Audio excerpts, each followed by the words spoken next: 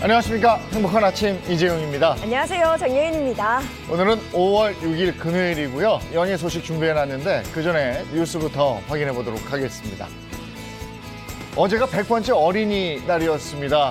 하늘이 축복이라도 하듯이 그 어느 때보다도 화창한 날씨를 주셨죠. 무엇보다도 코로나 발생 이후에 처음으로 맞는 노마스크 어린이날이었습니다. 야외 마스크 의무 착용이 해제됐지만 많은 사람들이 몰리다 보니 대부분 마스크를 썼고요. 그나마 덜 붐비는 곳에선 조심스레 마스크를 벗으며 모처럼의 해방감을 만끽하는 모습이었는데 김포공항 역시 제주도로 가는 여행객들로 발 디딜 틈이 없었다고 합니다. 아직 안심은 금물이지만 점차 코로나가 빼앗아간 일상이 서서히 제자리로 돌아오고 있습니다. 계곡살인 의혹 사건 관련 소식입니다. 지난 5월 3일 검찰은 이은혜가 피해자 남편 윤 씨 앞으로 자신의 친딸을 입양시킨 것과 관련해 파양 소송을 제기했었죠. 이은혜 딸을 입양 신고 뒤에도 이은혜의 부모와 살았을 뿐 양부가 된 윤 씨와는 함께 생활한 사실이 없었다는 겁니다. 또한 검찰은 이은혜가 저지른 범행으로 생긴 이익을 이은혜의 딸이 챙기는 점도 문제로 지적했습니다. 윤 씨가 가족으로부터 상속받을 수 있는 재산을 윤 씨를 건너뛰고 이은혜 딸이 물려받는 이른바 대습상속을 우려한 겁니다.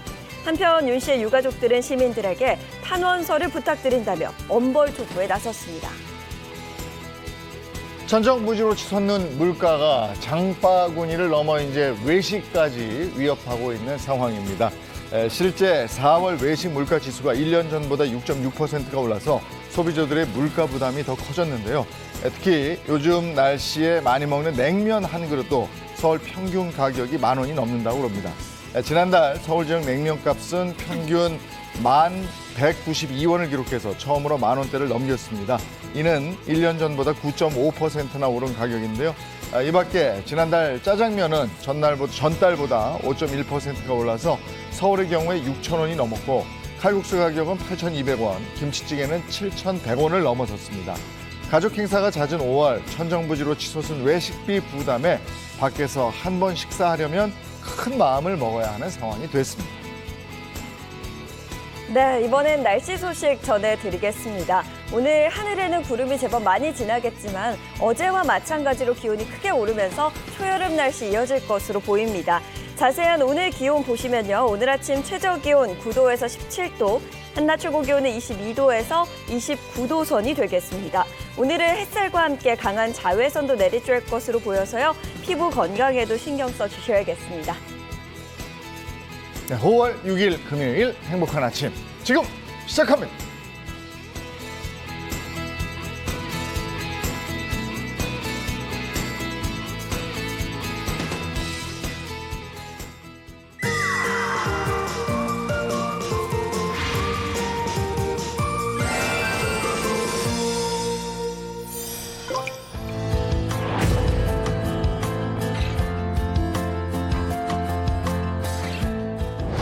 새끼 문 열어.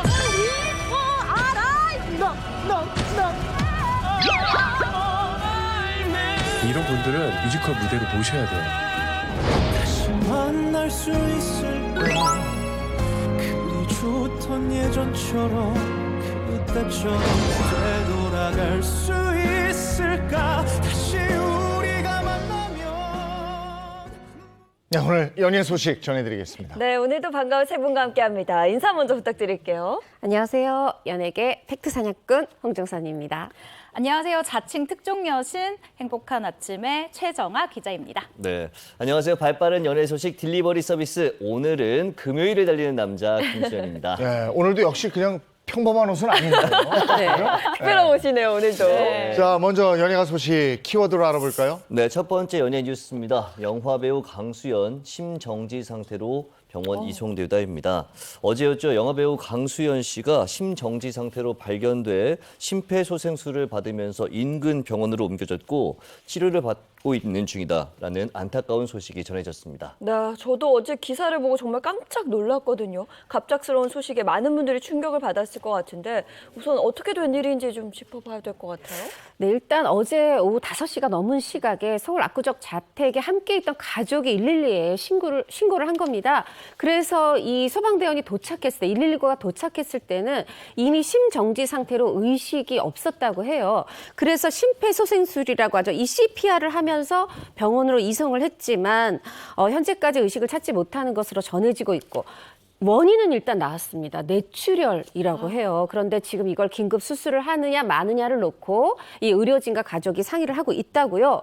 근데 너무 안타까운 거는 후에 알려진 얘기를 들어보니 뭔가 징후가 있었던 거예요. 이날 오전에 두통이 너무 심해요 이러면서 이미 119에 신고가 들어갔었다는 거죠. 그랬는데 결국 이거를 막지 못하고 심정지까지 이어져서 정말 안타까운데 주변 분들은 또 오죽하시겠습니까? 최근 뭐 이렇게 지인들하고 활발히 통화를 하셨는데 지인들이 불과 3일 전까지만 해도 밝은 목소리로 곧 만나요 이렇게 얘기를 했었는데 이런 일이 일어나다 보니까 지금 아마 전 국민이 놀라셨을 텐데 경찰은 일단 그 자택에서 어떤 범죄에 관련된 증거는 확인되지 않았다고 해요. 네. 그렇지만 또 국민 대사랑을 받는 스타다 보니까 이 조사는 이어가겠다 이렇게 밝히고 있습니다. 강수현 씨는 정말 1980년대를 풍미한 배우고 저희 또래들은 뭐 남자 저희 또래들 마음을 설레게 했던 네. 그런 배우기도 하고 고교생 일기가 저는 생각이 나고 막 그렇습니다. 아이고 참 근데 너무 안타까운 소식이 들려서 말이죠. 네, 더욱 안타까운 이유가 있습니다. 강소연 씨 같은 경우에는 지난해죠. 연상호 감독의 신작 정의의 주연으로 발탁이 돼서 또 최근에 이 영화 촬영을 마친 바 있어요. 이렇게 9년 만에 연기 복귀를 앞둔 시점에 심정지 상태로 병원에 이송됐다라는 소식이 전해지면서 안타까움을 더했습니다. 이 OTT 영화로 볼 수 있을 것 같아요. 정의 연출을 맡은 연상호 감독과 또 인터뷰를 했는데요. 촬영 당시에는 정말 밝고 건강하셨는데 라면서 그 놀란 마음 그리고 안타까운 마음을 숨기지 못하는 모습이었습니다. 네, 관련돼서 추가로 뭐 취재하신 부분이 혹시 있을까요? 이 강수현 씨가 1987년도에 이 우리나라 배우 최초로 베니스 영화제, 베네치아 영화제에서 여우주연상을 받았던 영화가 씨바지였거든요. 네. 여기에서 엄마 역할로 나왔던 분이 김영자 배우.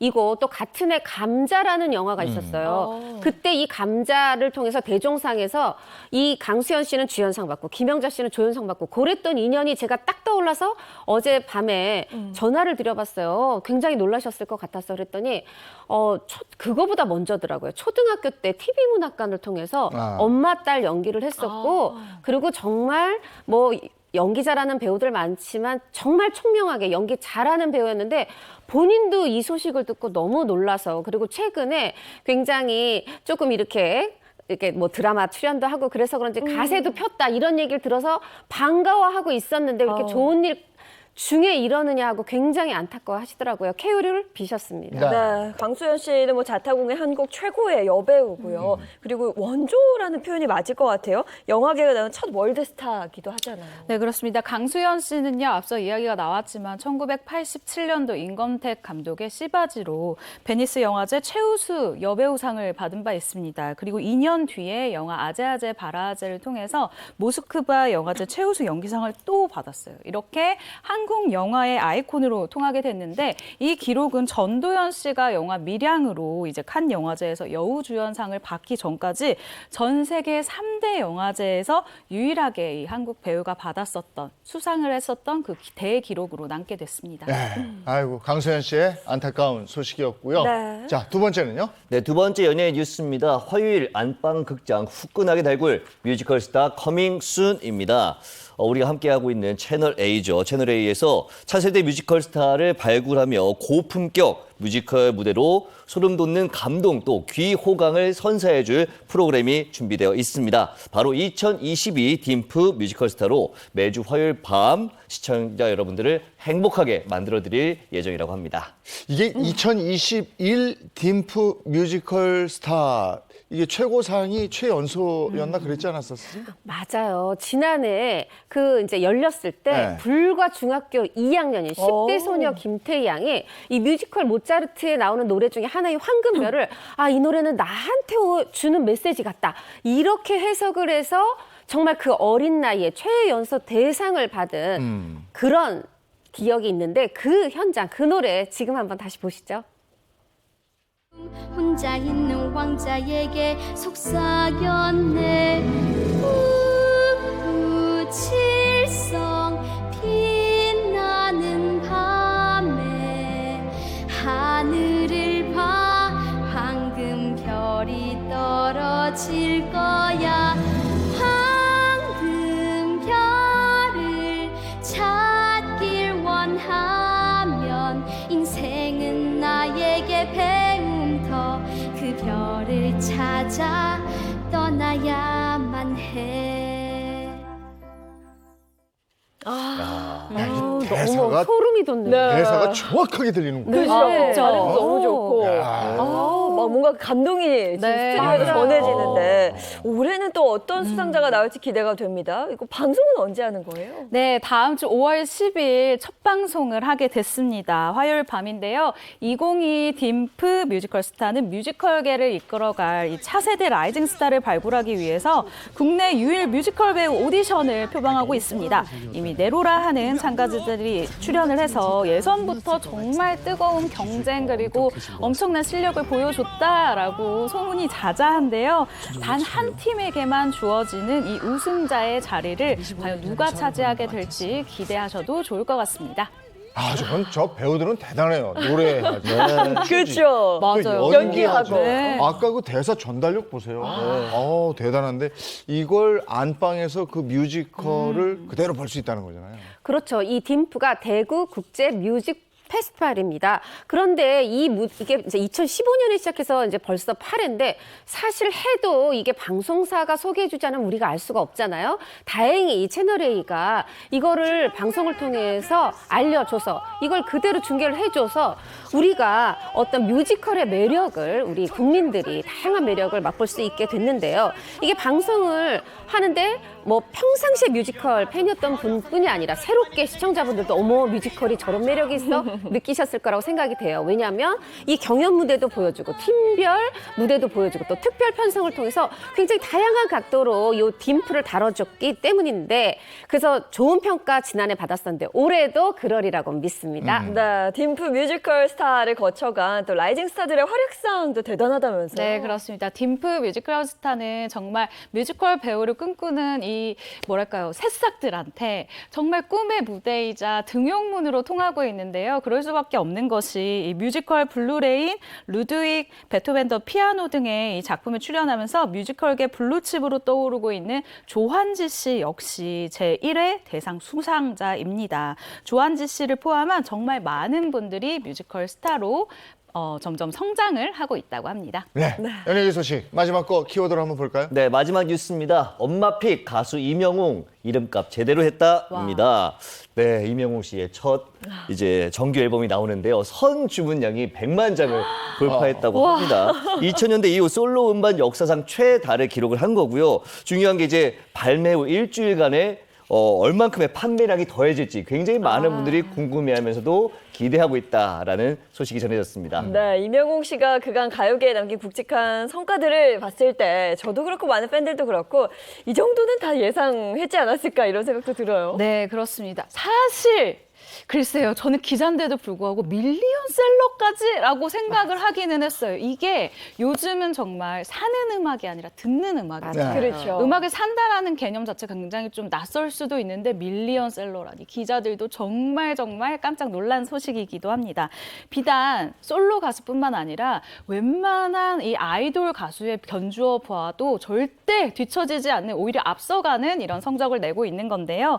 팬들의 이 앨범 사실 요즘 좀 그 판세라고 해야 되나요? 요즘 분위기가 어떻냐면 가수가 앨범을 발매를 해요. 근데 여기에 플러스 앨범을 살 때마다 이 팬 사인회라던가 팬 행사에 참여할 수 있는 이 참가 교환권을 앨범을 살 때마다 얻을 수 있으니까 많이 살수록 내가 참가할 수 있는 확률이 높아져요. 이런 방법으로 사실 앨범 판매량을 높이기도 하는데 임영웅 씨는 이런 꼼수 없이 밀리언셀러를 달성을 했기 때문에 더더욱 엄청난 기록이다라고 할 수 있을 것 같네요. 임영웅 씨 음악적 뿌리는 뭐 트로트잖아요. 네. 근데 이번 앨범에 뭐 장르가 다양하다면서요? 아니 사실 또 가수 데뷔하기 전에 이 너튜브를 통해서 본인이 공개한 노래를 보면 다양한 장르를 다 잘하는구나 했었어요. 근데 임영웅 씨가 트로트로 인기는 얻었지만 이거를 요거 하나만 파먹겠다 요런 가수는 아닌 것 같아요. 왜냐하면 이 첫 정규 앨범 5월 2일에 나왔죠. 그거 앞두고 인터뷰에서 이렇게 얘기했어요. 내가 한 장르만 잘하는 가수가 아니라 다양한 장르를 다 잘하는 가수라는 걸 보여드리겠다. 이렇게 의욕을 드러내더니 딱 공개된 앨범을 봤더니 정말 뭐 다들 아실 거예요. 뭐 이적 씨랑도 하고 딕펑스라도 하고 굉장히 다양한 장르가 들어있는데 소속사도 오죽하면 12곡에 순번을 어떻게 할까 이것만 가지고도 수개월 고민을 했다고 해요. 네. 그도 그럴 것이 얘기가 사람 이야기, 사랑 이야기, 세상 이야기 이렇게 섹션이 나눠져 있는데 이게 섹션별로 또 이어지면서 이게 스토리가 유기적으로 흐른다고 그래요. 그래서 이거 앨범 사신 분들 중간중간 듣지 마시고요. 1번부터 12번까지 쭉 들어달라는 게 임영웅 씨의 부탁입니다. 네, 그리고 또 놀랐던 부분이 12곡 중에 타이틀곡이 트로트가 아니라 발라드예요. 네, 그렇습니다. 내가 이것까지 잘할 수 있다라는 자신감을 엿볼 수 있는 타이틀곡이기도 한데요. 이 타이틀곡 제목이 다시 만날 수 있을까입니다. 아주 감성 발라드를 표방하고 있는데요. 헤어진 연인, 당시 사랑했던 연인을 위해서 떠날 수밖에 없었던 보내줘야 할 수밖에 없었던 이 애절한 가사가 특징이라고 해요. 임영웅 씨가 이 노래를 픽한 이유가 있겠죠. 일단 가사를 봤는데 긴 여운이 좋았다고 합니다. 그리고 좋은 노래를 더 잘 부르고 싶은 마음에 정말 노력을 많이 했다라고 하니까요. 특히나 이 노래 주목해서 들으시면 좋을 것 같습니다. 근데 정규 앨범도 인기지만 지금 임영웅 씨가 최근에 드라마 OST 여기서도 또 이쪽 분야에서도 영웅이 됐답니다. 맞습니다. 이게 드라마 사랑이 뭐길래 했을 때요. 그때 이제 김혜자 씨가 테이프를 하나 탁 들어요. 거기서 김국환 씨의 타타타가 나옵니다. 또 본인이 따라 부르기도 해요. 이때는 드라마랑 김국환 씨가 같이 살았어요. 근데 그 뒤에 보면 드라마는 인기인데 무슨 OST 나오는지 우리가 모르거나 무슨 드라마인지 모르는데 뭐 백지영 씨가 부른 OST 이런 것만 기억하거나 막 이렇게 좀 거꾸로 가는 현상이 있었는데 이번에 임영웅 씨 드라마도 살고 본인도 사는 이 신화를 다시 이뤘어요. 뭐냐면 신사와 아가씨 우리 많은 또 중년 노년분들이 좋아하는 정민 씨도 봤나요? 저희 어머니 엄청난 팬이었어요. 그렇죠. 거기에서 사랑은 늘 도망가 불러서 드라마도 노래도 잘 됐죠. 최근에 또 인기리에 방송 중인 우리들의 블루스. 네. 똑같은 동명의 이 노래 우리들의 블루스를 또 OST를 임영웅 씨가 불렀는데 요 드라마도 우리 중년 노년의 어떤 인생 얘기를 담고 있다 보니까 임영웅 씨도 살고 노래도 살고 있어요. 정말 우리 중년 노년 무시하지 마세요. 우리의 힘이 이렇게 큽니다. 네. 예, 임영웅 씨 소식까지 연예 소식이었습니다.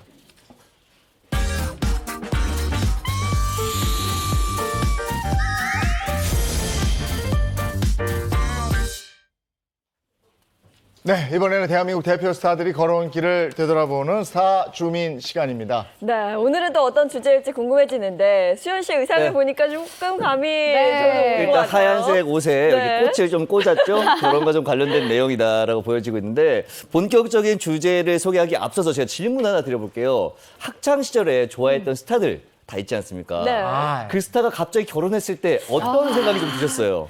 뭔가 그 말로 할 수 없는 약간의 배신감. 아쉽죠. 아쉬워요. 아직 보낼 때가 아닌데. 저는 약간 신우의 느낌이 딱 들면서 맞아. 벌써? 아직 우리 오빠인데? 약간 이런 마음이 들더라고요. 맞아요. 사실상 나랑은 아무 상관없는 사람이지만 굉장히 못내 아쉬워하고 굉장히 그리워하고 막 슬퍼했던 그런 기억들 다 있을 것 같은데요.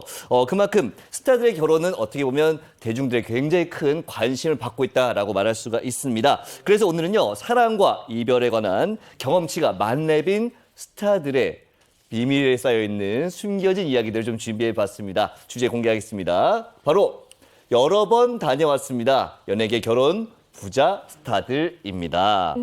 대표적으로 어떤 분들이 좀 떠오를까요? 일단 많은 분들이 생각하실 수도 있는데요. 그 미모와 몸매를 생각하면은 이분 50대 골드미스 아니야? 라고 생각하시는 분들이 많을 것 같아요. 최근에는 한 드라마에서 정말 서슬퍼런 시어머니 역할을 보여주면서 많은 시청자들의 이 뒷목을 딱 잡게 했었던 바로 그분. 제가 화면으로 준비를 해봤습니다. 함께 보시죠. 나한테서 내 아들 뺏어가 놓고 넌 네 딸하고 알콩달콩 살려 했니? 남의 걸 뺏었으면 네 것도 내놔야지. 그게 세상 이치란다.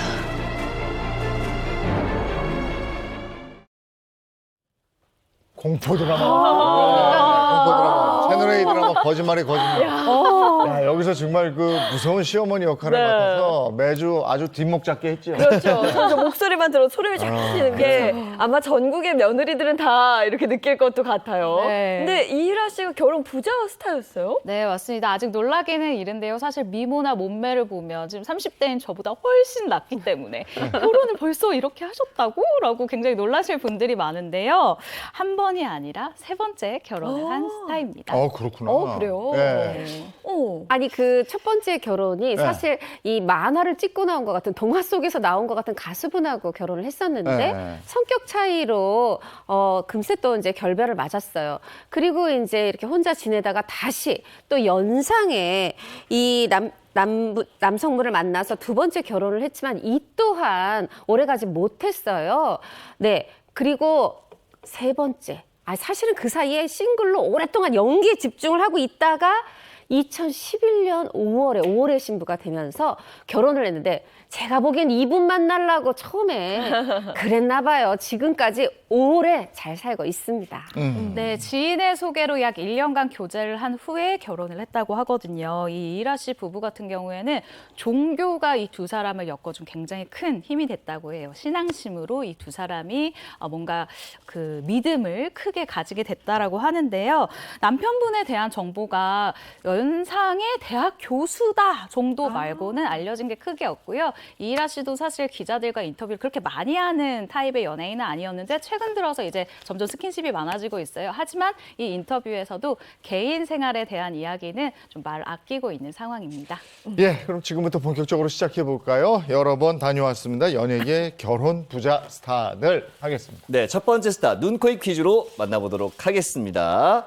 자, 첫 번째 스타가 나왔고요. 알 것 같은데. 그렇죠. 제가 봤을 때 요분은 요 알 이쁜 부분이 조금 매력적이고 좀 특징이 있지 않나라는 생각이 드는데요. 연세가 좀 있으신 거. 네, 연세가 좀 있고요. 힌트를 좀 드리면 최근에 연예계에 결혼 부자로 등극한 분입니다. 사실 개그계에서 이혼의 아이콘으로 불렸던 분인데 최근 사랑의 아이콘으로 거듭났습니다. 지난해 세 번째 결혼식을 올리면서 달콤한 신혼생활을 이어가고 있는 개그계의 사랑의 아이콘으로 거듭난 분 누굴까요? 개그계에 저 때리면 바로 나오죠. 그 그렇죠. 이렇게 설명 들으니까 알 것 같은 게 네. 최근에 이름을 바꾸셨어요. 근데 엄영수로 비슷해요. 이름 바꾸신. 네, 엄영수.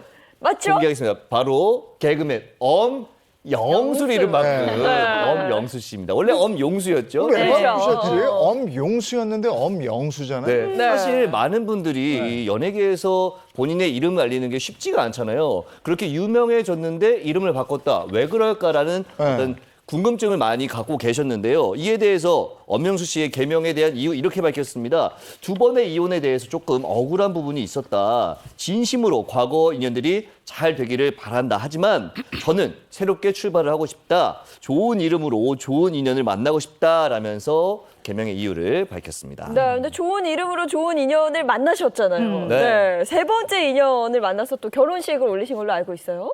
네, 맞습니다. 지난해 2월에 세 번째 결혼식 올렸잖아요. 그러면서 개그계 결혼 부자 스스로 입증을 했는데 본인이 세 번째 결혼돼서 이렇게 얘기합니다. 살다 보니 이런 날도 온다. 로또 맞기보다 어려운데 내가 그걸 해냈다. 세 번째 결혼되는 남다른 감회를 전하기도 했는데 저도 이때 그 취재를 했었는데 정말 행복해 하시더라고요. 행복해 근데 보이세요. 엄영수 씨도 네. 부러워하는 사람이 있다면서요? 엄영수 씨가 어떤 분을 궁금해할지 그리고 어떤 분을 가장 부러워할지 저도 너무 궁금해서 화면으로 준비해봤습니다. 함께 보시죠.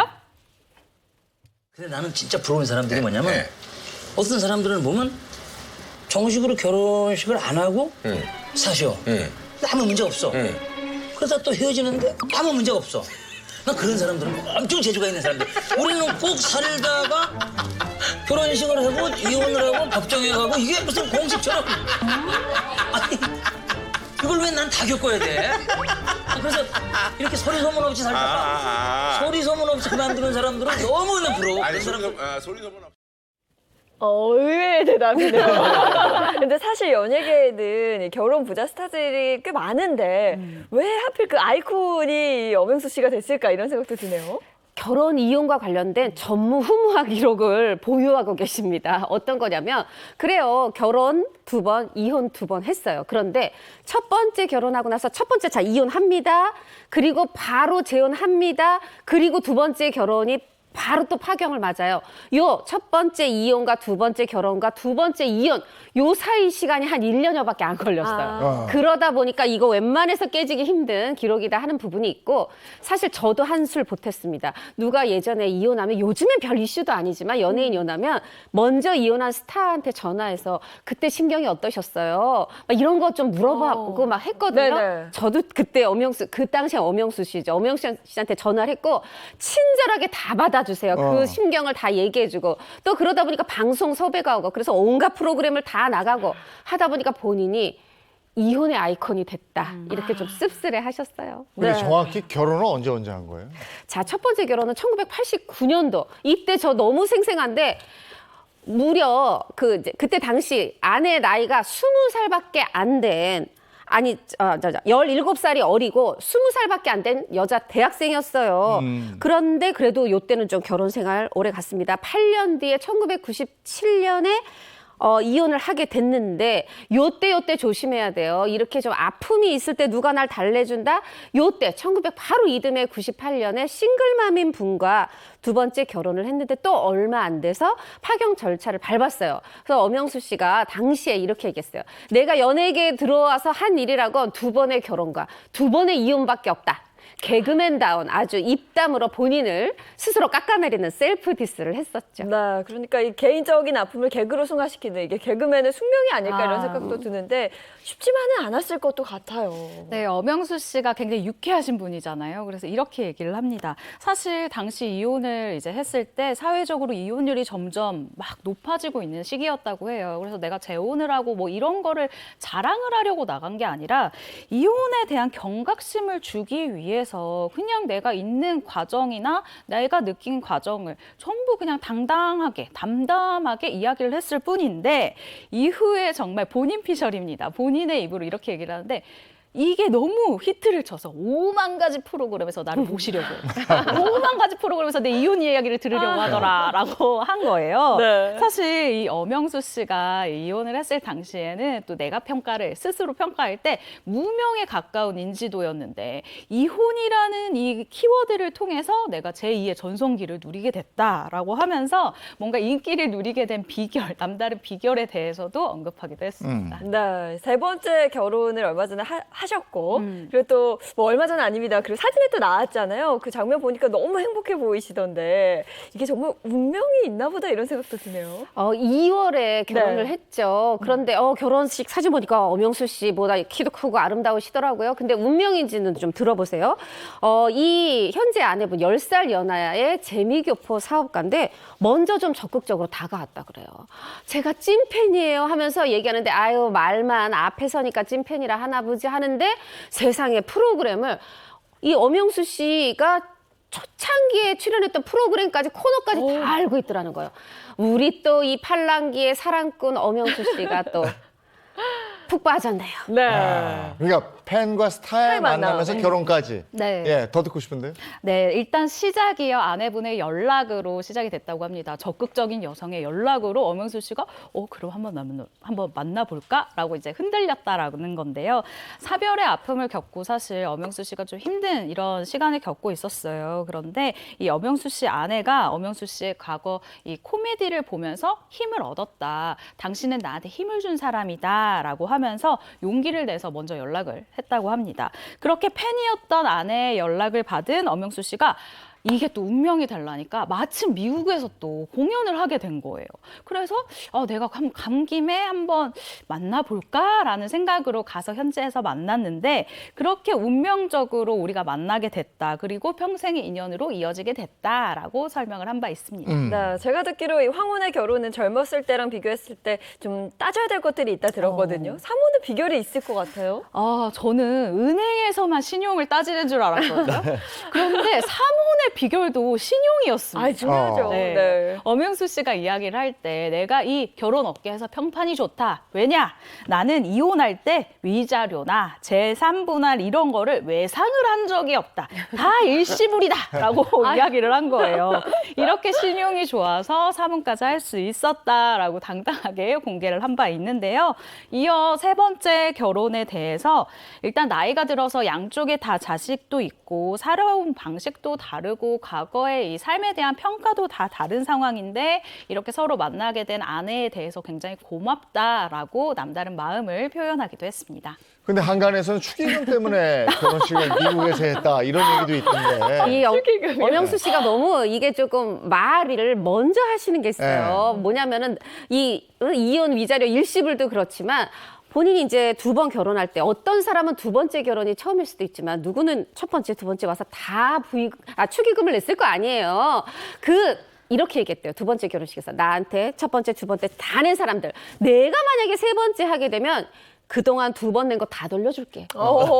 그랬던 말. 그래서 또 본인이 개그맨답게 내가 그래서 무서워서 미국 멀리 LA 가서 했어요라고 하는데 제가 사석에서 만났을 때는 원래 결혼은 아내 쪽에 옛날에도 처가에 가서 하고 오지 않았냐. 그리고 아내 위주로 그곳에서 아내의 지인들 곁에서 하고 싶었다. 또 이렇게 얘기를 하기도 했습니다. 네. 근데 결혼 이후에 정말 사랑을 듬뿍 받으시는 것 같아요. 얼굴이 더 좋아지셨는데요. 네, 맞아요. 70대 이 황혼 신혼을 제대로 느끼고 있는 이 엄영수 씨 같은 경우에는요. 매일매일 아내가 삼시세끼 국과 반찬을 다 다르게 해서 내어준다라면서 아내 자랑을 시원하게 했는데요. 이 아내 덕분에 이루 말할 수 없는 행복을 느지막이 느끼고 있다라고 해요. 여러 방송을 통해서 아내에 대한 이 고마운 마음을 나타내기도 했습니다. 네, 여러 번 다녀왔습니다. 연예계 결혼 부자 스타들 얘기 나누고 있습니다. 다음 스타는요? 자, 두 번째 스타 만나보도록 하겠습니다. 눈코입 퀴즈입니다. 자, 두 번째 스타 나왔는데요. 좀 어렵죠? 네, 어려운데요. 제가 봤을 때 예인 MC는 전혀 모를 가능성이 높고요. 연세가 역시 연세가 있어요. 네. 네. 자, 간단하게 힌트를 좀 드리면 이분 데뷔 66년 차 가요계 정말 산증이고요. 증인이고 4혼을 이룬 남자분입니다.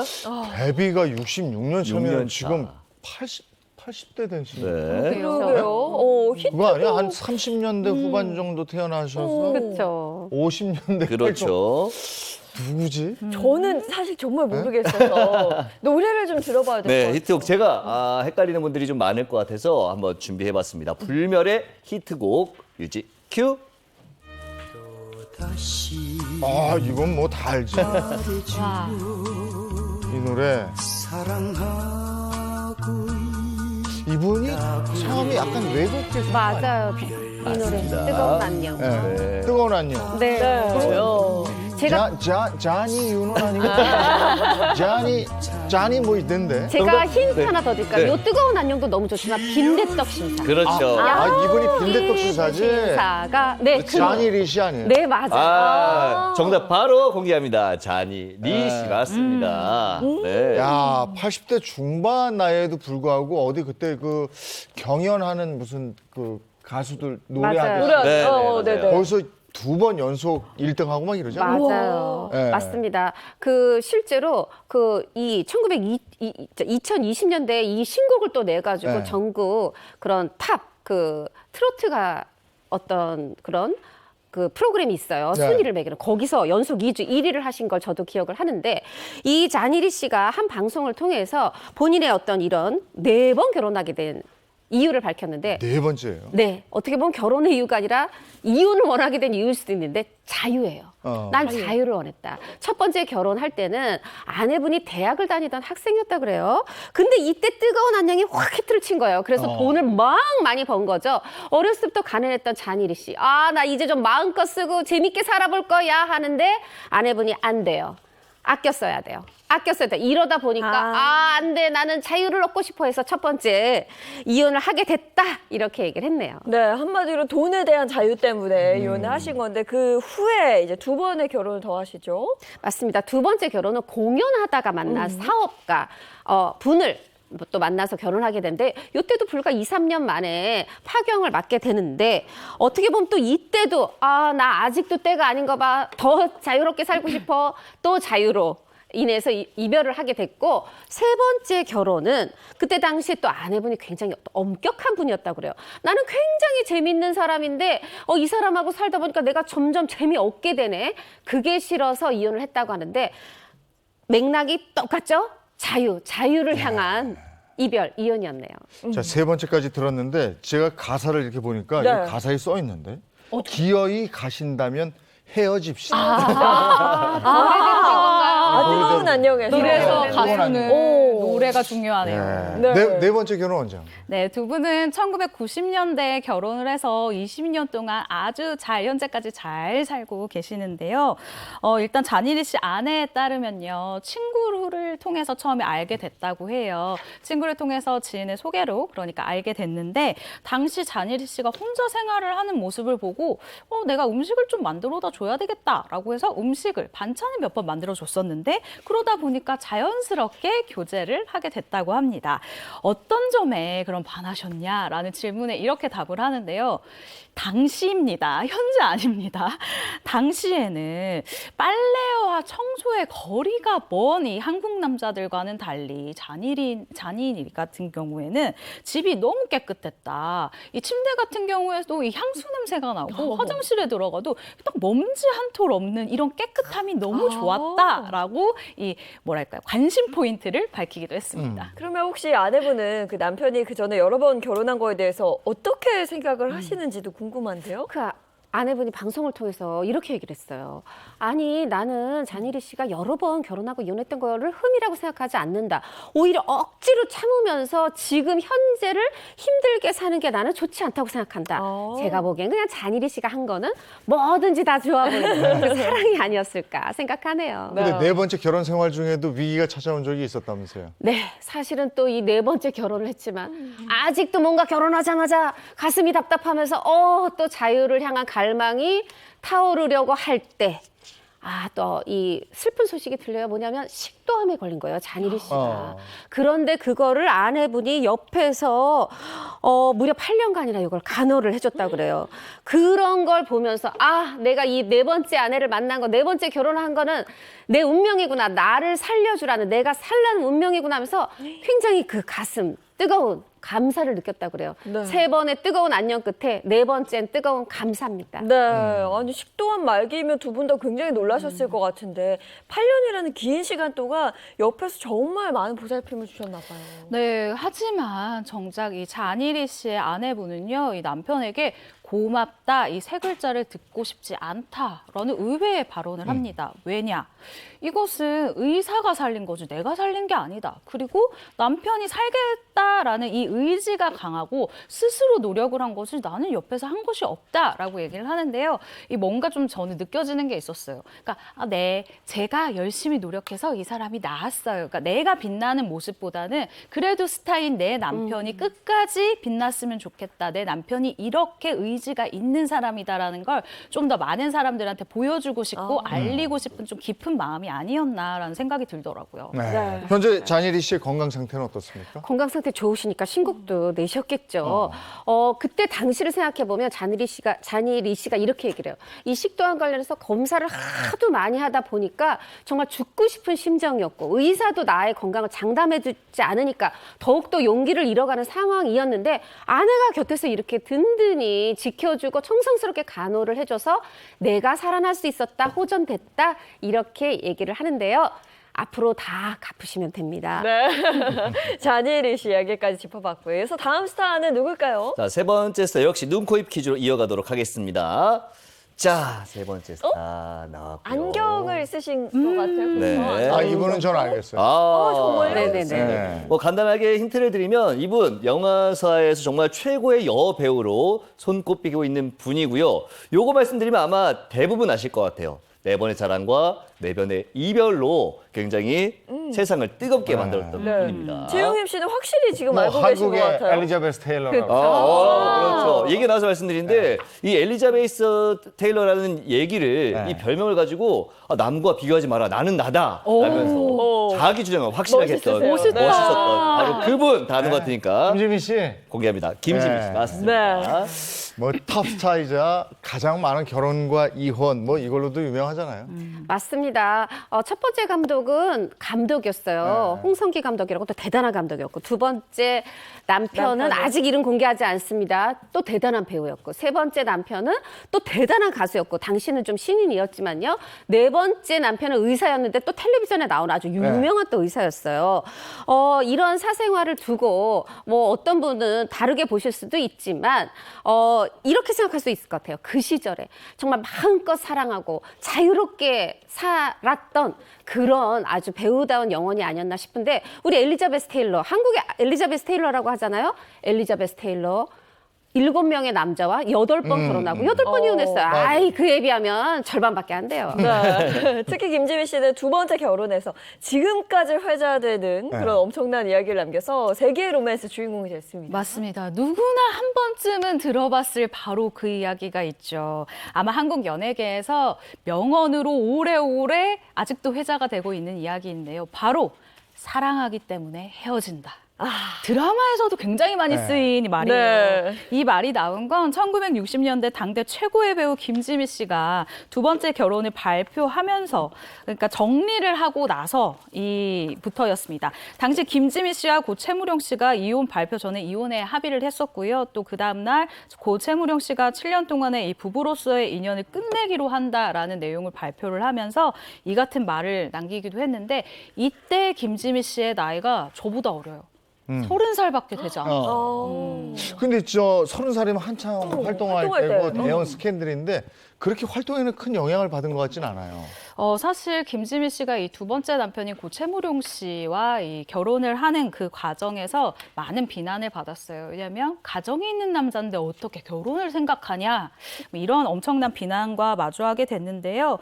이때 최무룡 씨가 부담해야 되는 위자료를 김지미 씨가 부담을 하는 모습도 보이기도 했습니다.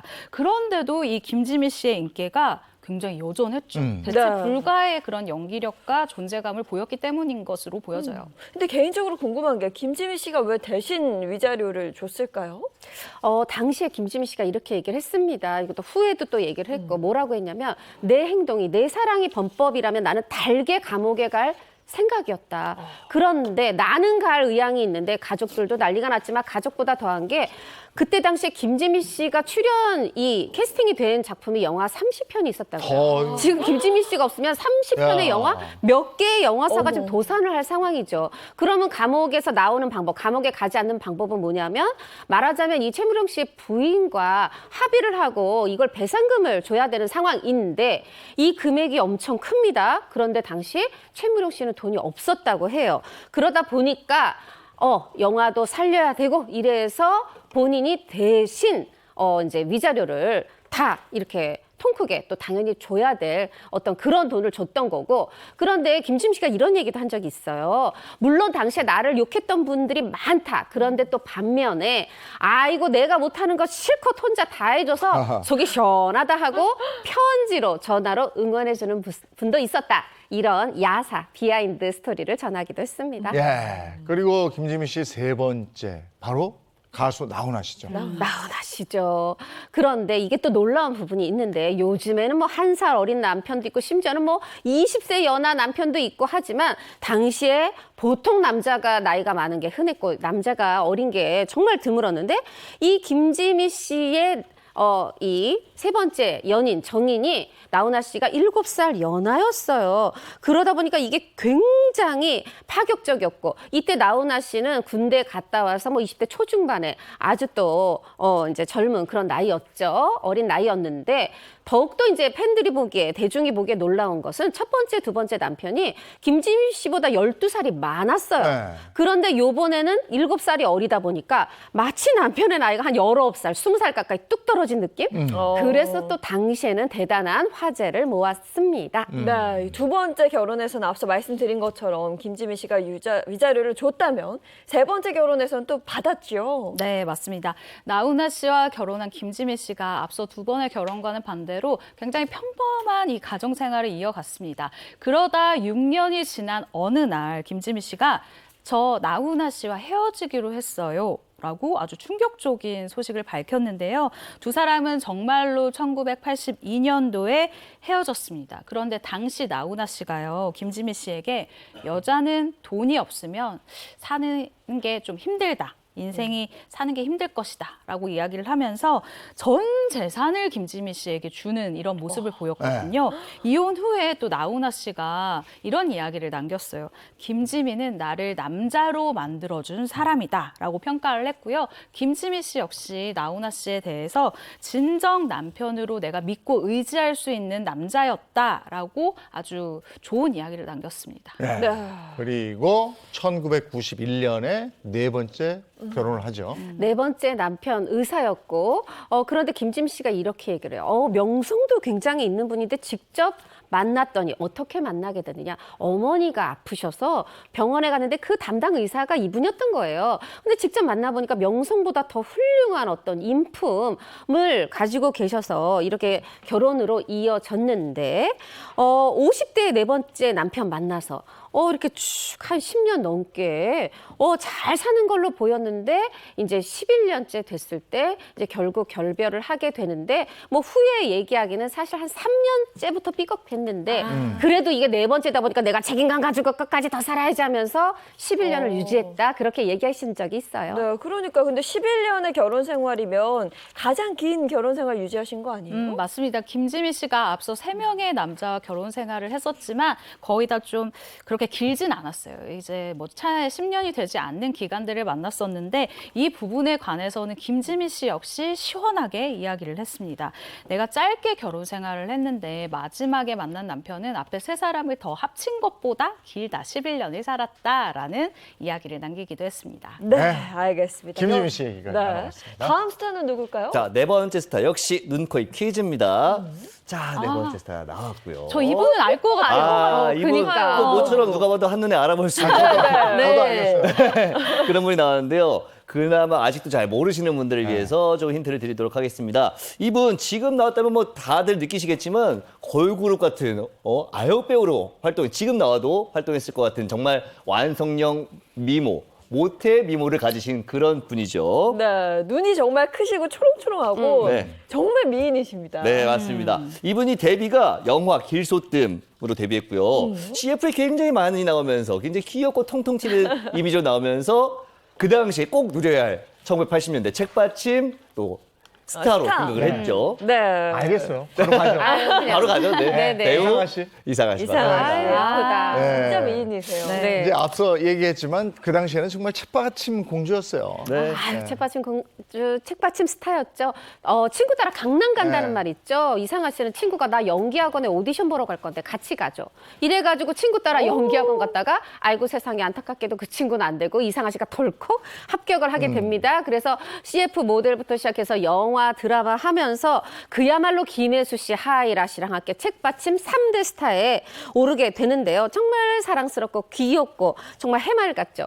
특히 이게 CF에 딱 맞아요. 그래서 쉴 새 없이 CF를 500편 넘게 이제 촬영을 하면서 출연을 하면서 인기를 이어갔는데 그랬던 이상아 씨가 아니고 뭐 결혼 이혼 죄도 아닌데 결혼 3번 하고 이혼 3번 했다고 아주 조금 아쉬운 대목도 있었죠. 결혼 부자, 연예계 결혼 부자라는 타이틀을 갖게 됐네요. 그런데 이상아 씨가 이렇게 3번의 결혼을 하게 된 그 바탕에는 아픈 가족사가 있었다고요. 사실 연예계 이제 특히 여자 스타들 중에서 가끔 이상아 씨와 비슷한 이런 사례들이 있어요. 어떤 사례냐? 이상아 씨가 일단 20대에 첫 결혼을 했습니다. 이른 나이에 결혼 선택을 한 이유로 가난을 꼽았는데요. 어린 시절 이상아 씨가 사실 집에 수영장이 딸려 있을 정도로 굉장히 부유한 집의 딸이었어요. 그런데 아버지가 이제 좀 재산을 탕진을 하게 되면서 실질적으로 이 가족을 이끌어 나가야 되는 가장이 그러니까 소녀 가장이 된 거죠. 이상아 씨가 된 거예요.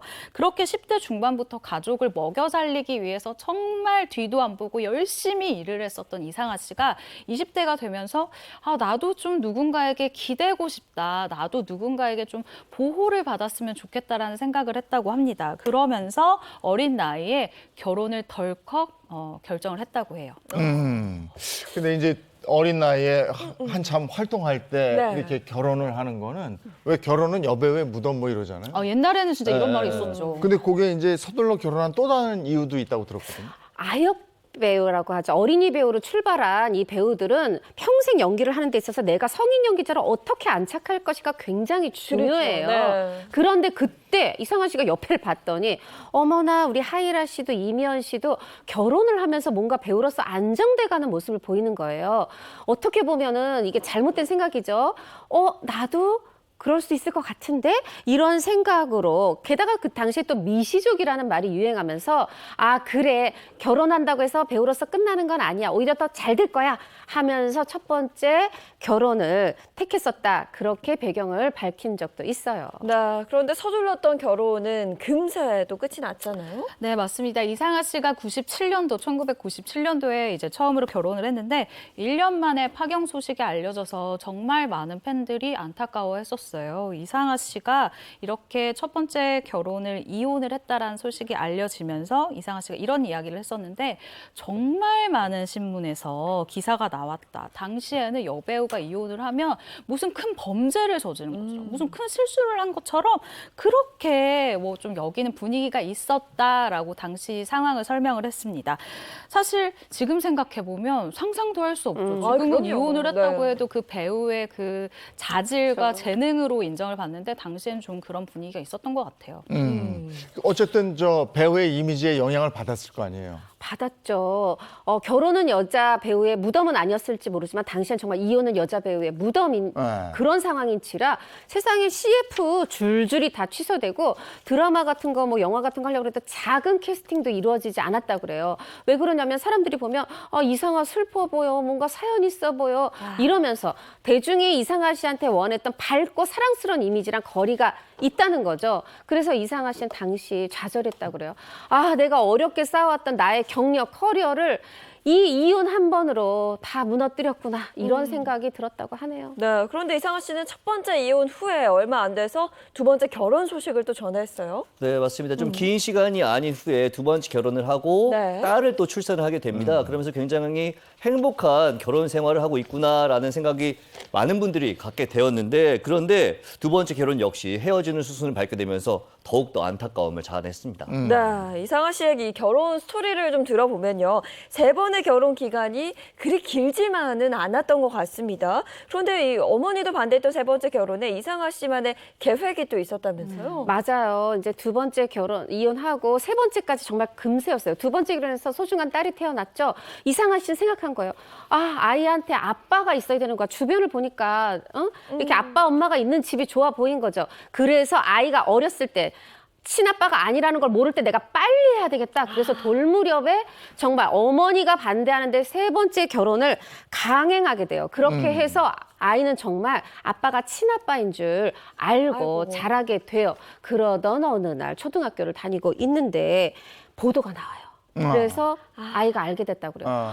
학교에서 놀림도 받았겠죠. 그런데 이 딸이 보통 내기가 아니네요. 아이고 기특해요. 우리 엄마 지금 집에서 울고 있고 기자들 다 몰려왔을 것 같다. 네. 나 집에 가야 된다고 선생님한테 조퇴시켜달라 그랬더니 어허. 이상아 씨 옆에 이런 또 기특한 딸이 있네요. 예. 그래서 이제 세 번째 결혼해서 잘 사는 듯 했는데 또 이혼 발표를 하죠. 네, 그렇습니다. 사실 특히나 연예인의 결혼과 이혼은 숨긴다고 해서 평생 영원히 숨겨질 수 있는 문제는 아니잖아요. 그래서 이상아 씨는 본인의 성격처럼 아주 그냥 솔직당당하게 그래, 어차피 밝혀질 거면 내가 이야기를 하겠다라는 이런 결심을 하게 된 것 같아요. 정면 돌파를 선택을 한 건데요. 세 번째 결혼 파경 소식을 스스로 알리게 됩니다. 2016년도에 이상아 씨가 한 방송에 출연을 해서 이런 이야기를 했는데요. 5년 전에 이 세 번째 결혼 생활이 경제적 파탄으로 끝났다라고 스스로 이야기를 합니다. 그러면서 별거 2년 그리고 이 합의 이혼으로 3년이 걸렸다라면서 그동안은 사실 주변의 안타까움보다 본인의 이 힘듦이 얼마나 컸겠어요. 그래서 이런저런 이 마음 때문에 말을 하지를 못했는데 지금은 내가 말을 할 수 있다라고 하면서 굉장히 좀 조심스럽고 담담하게 이야기하는 모습을 보였습니다. 다시 싱글맘으로 돌아온 이상아 씨인데 그 어떻게 지내고 있습니까 지금? 아주 뭐 본인 인생에 있어서 가장 큰 재산을 얻었다. 그래서 뭐 결혼 이혼 후회하지 않아요. 왜? 소중한 딸이 생겼잖아요. 그렇게 해서 딸의 엄마로서 사실 한동안 연기고 뭐 예능 아무 데도 안 나오고 육아에 엄마로서의 삶에 집중했는데 최근에 예능 출연이 줄줄이 이어지고 있더라고요. 네. 최근에 저도 만났는데 아 내가 이 연예계를 떠났다고 생각하지만 대중은 내 이름을 잊지 않고 있어서 결국 이게 내 숙명인가 보다. 이왕 이렇게 된 거 열심히 하겠다 포부를 밝히더라고요. 네, 알겠습니다. 다음 스타 이야기도 한번 소개해 주시죠. 자, 역시 눈코입 퀴즈로 만나보도록 하겠습니다. 자, 다음 스타분 나왔고요. 굉장히 미인이고. 네. 이분에 대한 힌트 드리면 역시 딱 봐도 한눈에 미모를 알아볼 수 있는데요. 모태 미녀고요. 성형으로는 절대 나올 수 없는 그런 얼굴을 가지신 분입니다. 1980년대 앞서 말씀드렸듯이 스타라면 누구나 지나가야 할 책받침 스타. 그중에서도 책받침 여신으로 불렸던 분이고요. 그리고 여기에 국민 여동생 타이틀까지 가지고 있습니다. 아, 책받침 스타 당시 아무나 하는 게 아닌데. 그럼요. 그렇죠. 정말 미인이셨다는 거고 네. 특히나 국민 여동생이라는 칭호가 붙을 정도였으면 데뷔했을 때 활동했을 때 그 나이가 중고등학생 때 시작을 했던 것 같아요. 그렇죠. 이분이 1987년 19살의 나이로 데뷔를 했는데 청소년 드라마 푸른 교실로 데뷔를 했던 분입니다. 아, 푸른 교실. 네. 교실. 푸른 교실. 여기서 푸른 교실 알고 있는 분이 저는 잘 모르겠고. 그래서 또 나이 나오네요. 몇 분 안 될 것 같은데요. 네. 저 누군지 뭐 볼까요? 누군지 아실 것 같은데 공개 알죠? 한번 해보도록 네. 하겠습니다. 바로 배우 김혜선 김혜선 씨. 씨 맞습니다. 네. 김혜선 씨. 아, 제 근데 기억에 변함이 없어요. 지금도 그 눈이 뭐 똑같으시잖아요. 초롱초롱. 특히 눈, 그죠? 네, 그렇죠. 맞습니다. 제 기억에 김혜선 씨는 그 드라마 OK 광자매 첫 번째 그 첫 방송 직전에 이혼 소식을 알려졌던 걸로 기억을 하고 있는데 몇 번째 이혼 소식이었죠? 네, 말씀하신 것처럼 2020년 김혜선 씨가 이번엔 세 번째 이혼 소식을 전하면서 좀 떠들썩하게 만들었습니다. 특히 당시 김혜선 씨가 드라마 속에 맡은 배역과 상황이 좀 비슷했기 때문에 조금 더 안타까움을 느낄 수 있었습니다. 그 배역도 결혼을 여러 번 한 캐릭터인 모양이죠? 네, 드라마 OK 광자매에서요. 김혜선 씨가 극중 늦둥이 딸이 있는데 몇 번 결혼을 했는지 잘 모를 정도로 굉장히 단순 쾌활한 오탱자 역으로 드라마 속에서 많은 사람들의 사랑을 받은 바가 있는데요. 정말 감초 역할을 제대로 보여줬었어요. 김혜선 씨 역시 이 역할에 대해서 이렇게 밝힌 바가 있습니다. 그냥 철판을 깔고 했다. 내 아픔과 슬픔을 가슴에 담고 연기에 더 전념을 할 수 있었다라고 하면서요. 이 세 번의 이혼에 대한 심경을 간접적으로 전달을 하기도 했습니다. 이게 좀 세 번의 이혼사가 그대로 드러났으면 좀 부담스럽기도 했을 텐데. 맞아요. 그럼 본인이 이렇게 얘기해요. 숨길래야 숨길 수 네. 없는 사실이지만 본인은 내가 세 번 이혼했다, 세 번째 이혼했다 이거를 기억하지 않으려, 잊지 않으려 한다고 잊으려 한다고 해요. 왜냐하면 생각하면 너무 가슴이 아프기 때문이죠. 엄마잖아요. 아, 난 자식들도 있지 않냐. 그래서 나는 행복한 사람이라고 생각하면서 산다. 이렇게 씩씩한 면모를 드러냈습니다. 네, 어떻게 보면 김혜선 씨가 이 결혼 부자가 된 그 이유에는 지극한 모성애가 있지 않았나 싶어요. 뭐 아이들 때문에 어떻게 보면 또 재혼도 하고 또 아이들 때문에 이혼도 하고 이렇게 되는 게 또 보통 많은 여성분들의 사연일 거예요. 김혜선 씨도 이 두 번째 이제 결혼하고 이혼했을 때 보면은 이제 2003년에 일단 첫 번째 이혼을 했어요. 근데 그러고 나서 얼마 안 돼가지고 2004년에 극비리에 두 번째 결혼을 재혼을 하게 돼요. 그때 당시에 뭐 언론에도 친구들에게도 친지에게도 알리지 않고 정말 살짝 결혼했는데 그래도 이때 또 축복스럽게 둘째를 임신하게 돼요. 이때 당시에 대해서 나중에 김혜선 씨가 돌아보면서 얘기하기를 아침에 나는 이제 일하러 나와야 되니까 아침에 일하러 나올 때 아이들을 떼어놓고 나오는 게 너무 가슴이 아팠다. 엄마인데 많은 시간을 함께 해주지 못하는 대신 노력해서 내가 배우로서 훌륭한 몫을 해내면 그것도 또 어떤 당당한 엄마, 훗날 아이들이 생각할 때 자랑스러워할 수 있는 엄마가 아닐까 생각하면서 열심히 일했다. 이렇게 얘기를 했어요. 그렇게 해서 두 번째 결혼해서 또 아이도 생겼고 하니까 본인도 잘해보려고 했지만 불과 또 재혼한 지 3년 만에 파경을 맞게 됐지요. 네, 당시 두 번째 결혼, 이혼 사유는 밝혀졌나요? 밝혀졌습니다. 빚이었어요. 그것도 무려 17억 원에 달하는 빚이었는데 이 빚 규모 때문에 또 많은 분들이 정말 놀랐죠. 야, 17억 원의 빚이면 원이면은? 상당히 큰 액수인데 이거 어떻게 하다가 이런 빚이 생겼어요? 자, 이제 두 번째 결혼한 분이 이 사업가였어요. 보통 첫 번째 실패를 하고 나면 이 여성분들이 두 번째는 내가 좀 재력가랑 해야 되겠다. 사업하는 사람하고 해야 되겠다. 요런 좀 연예인들이나 또 주변 분들도 보면 그런 경향이 있더라고요. 이 사업을 하면서 이게 빚이 17억 원. 현금이 많이 돌기도 하지만 빚이 얼마든지 늘어날 수 있는 게 또 사업가잖아요.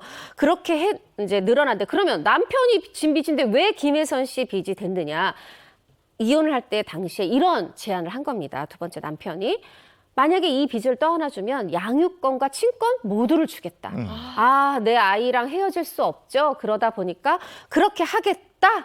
내가 키워야지, 내가 일해서 갚아야지 이런 마음으로 두 번째 결혼을 마무리하게 됐다고 하네요. 네, 김혜선 씨 정말 대단하네요. 한마디로 아이와 그 빚을 맞바꾼 셈인데 근데 17억 원이라는 그 어마어마한 금액을 매달 돈을 갚아야 되는 순간에 돌아오잖아요. 막 숨이 턱턱 막혔을 것 같아요. 제가 숨이 더 턱턱 막히는 이야기 해드릴게요. 네. 김혜선 씨가 이 남편이요, 이 빚을 어디서 빌렸냐? 사채에서 빌렸어요. 아이고. 아유, 그럼 이자가 엄청나죠. 월 정말 한 달에 갚아야 되는 이자만 1,600만 원이에요. 이자만 1,600억이니까 이게 원금을 언제 갚아야 되는 거예요.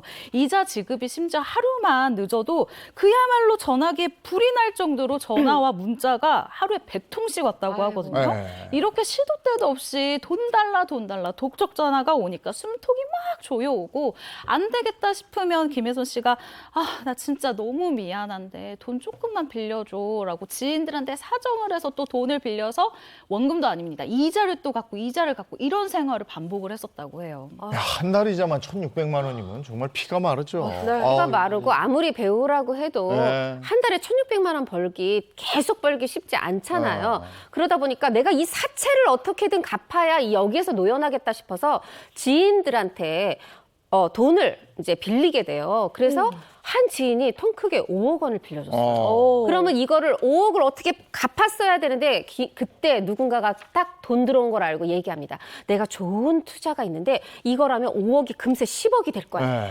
김혜선 씨 생각하기에 그럼 내가 5억을 갚는 게 아니라 10억을 갚을 수 있을 것 같기도 하고 아니면 5억만 갚는다고 해도 이 5억 원을 금세 돌려줄 수 있는, 변제할 수 있을 것 같았던 거죠. 그런데 이게 사기였어요. 그러다 보니까 5억은 꿨는데 5억은 갚지도 못하고 오히려 5억 원을 사기당하는 이런 상황이 되다 보니까 김혜선 씨가 우울증에 걸리게 됐고 그래서 극단적 선택도 생각하게 됐는데 그래도 애들이 있잖아요. 힘을 냈다고 해요. 그래 비싼 인생 수업료 냈구나 했다고 하는데 여하튼 요때 김혜선 씨의 또 잘못된 판단으로 또 5억 원을 빌려준 분은 또 피해를 보시게 된 건데 결국 다 갚으시리라고 제가 믿겠습니다. 네, 그럼 김혜선 씨는 두 번째 남편이 진 빚을 모두 갚았나요? 어떻게 됐어요? 사실 이때 연기 활동을 활발히 할 때가 저는 아니었다고 생각을 해요. 그런데 이 빚을 감당하기가 그러니까 더더욱 어려워지죠. 그렇기 때문에 서울중앙지법에 간이회생 신청을 이제 했습니다. 그런데 이게 받아들여지지가 않아서 결국 파산 신청을 하게 됐어요.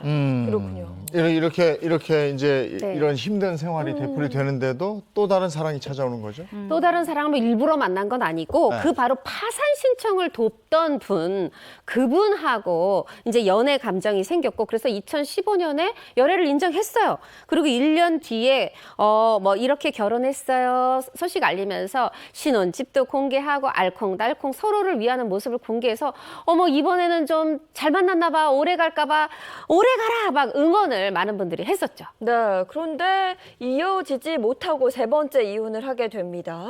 왜 헤어지게 된 거예요? 사실 이 자녀가 있는 분들이 재혼 혹은 사혼을 결정할 때 가장 크게 신경을 쓰는 게 역시나 나의 행복도 있지만 아이의 행복도 있을 거예요. 김혜선 씨 역시 이 부분이었습니다. 아이들과의 이 성격 차이가 굉장히 컸다고 해요. 그래서 이렇게 얘기를 했는데요. 나는 아이 엄마다. 그래서 우리 아이들의 행복도 너무너무 중요하다. 그 부분을 생각하지 않을 수 없었고 중간에서 내가 좀 쉽지는 않았다. 이런 것들이 결국 남편과의 성격 차이로 이어졌다라고 설명을 하기도 했습니다. 자식들의 마음도 또 헤아려야 되지만 또 부모님이 계시고. 그렇죠. 자식들하고 안 맞으면 이혼으로 가게 되고 그러나 그 부모님 세 번의 딸의 결혼과 이혼을 보는 마음이 오죽 아프셨겠어요. 김혜선 씨도 그 부분에 대해서 너무 미안해하는데 이렇게 얘기를 회상을 합니다. 내가 누구를 뭐 탓하고 싶고 원망하고 싶지도 않지만 그렇다고 나도 또 내 잘못이라고만 할 수는 없는 게 내가 혼자 잘해보겠다고 열심히 한다고 이게 결혼이라는 게 이어지는 건 아니더라라는 말로 어떤 그간의 결혼 이혼에 대한 마음고생 혹은 심경을 대변하기도 했습니다. 네, 알겠습니다. 마지막 스타 누군지 한번 보겠습니다. 자, 마지막 스타 만나보도록 하겠습니다. 눈, 코, 입 퀴즈입니다.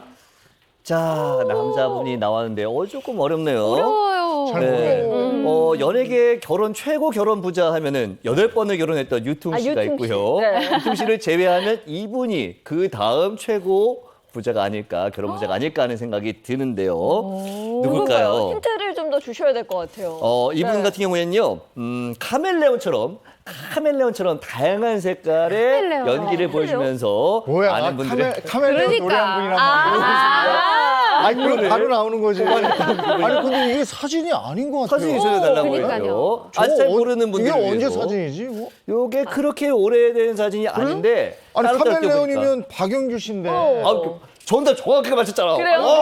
갑니다. 바로 그렇지. 아니, 왜 사진은 이 사진이 아니고. 요렇게 보면 맞아요. 이렇게 하나하나 떼보니까 네. 그렇습니다. 정말 뭐 대단했죠. 노래면 노래, 뭐 연기면 연기. 네. 한때 코믹 영화에 이분 빠질 수가 없었잖아요. 그렇죠, 네. 그렇죠. 사실 이분 굉장히 인기 많았고 앞서 말씀드린 것처럼 카멜레온이라는 노래를 발표하면서 정말 큰 사랑을 받았는데 이게 인기가 얼마나 많았냐면은 하루에 중형차 한 대를 살 정도로 하루에 그래요? 그 정도로 행사의 어떤 섭외 1순위였다고 합니다. 그리고 가수들만의 정말 유명한 가수들만 할 수 있다는 디너쇼까지 했던 분이죠. 네, 카멜레온처럼 여러 번의 결혼을 하셨다는 건데 몇 번을 하신 거예요? 일단 2019년 12월 25일에 결혼을 했습니다. 얼마 되지 않았죠? 신혼인데요. 박영규 씨가 이 가까운 가족과 친지분들만 모시고 4번째 결혼식을 올렸습니다. 아내분은요, 사업을 운영하는 분으로 알려져 있고요.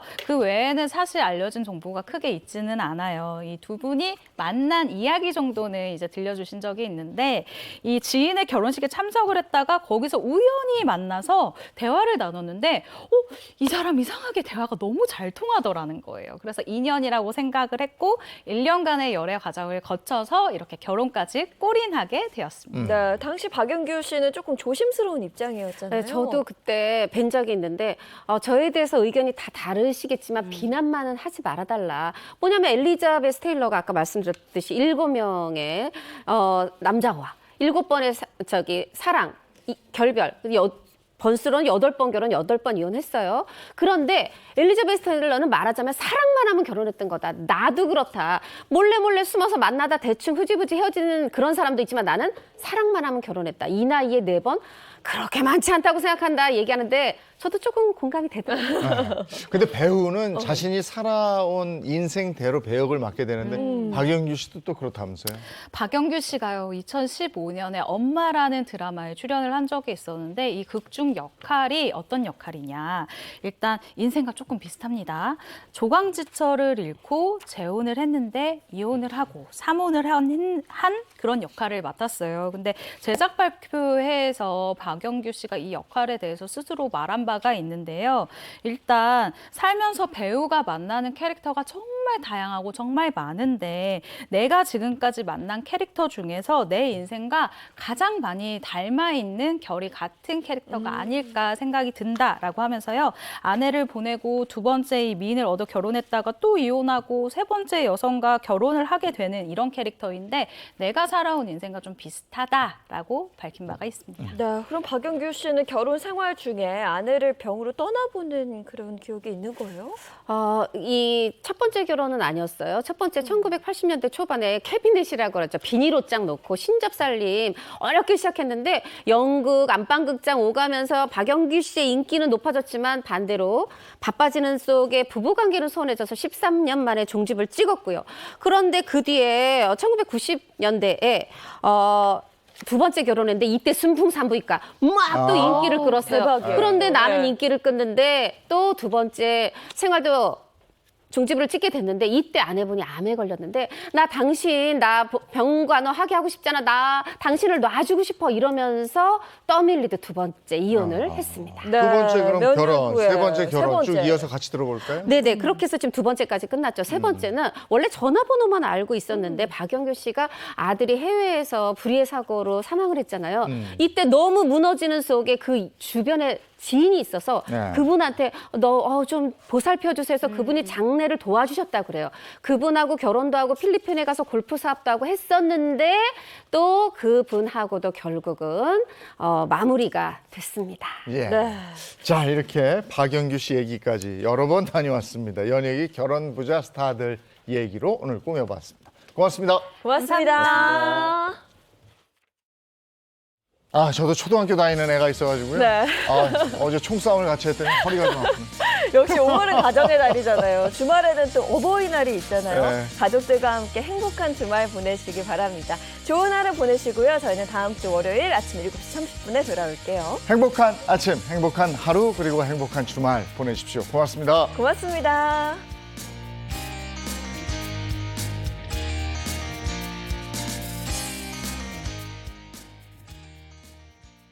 채널 A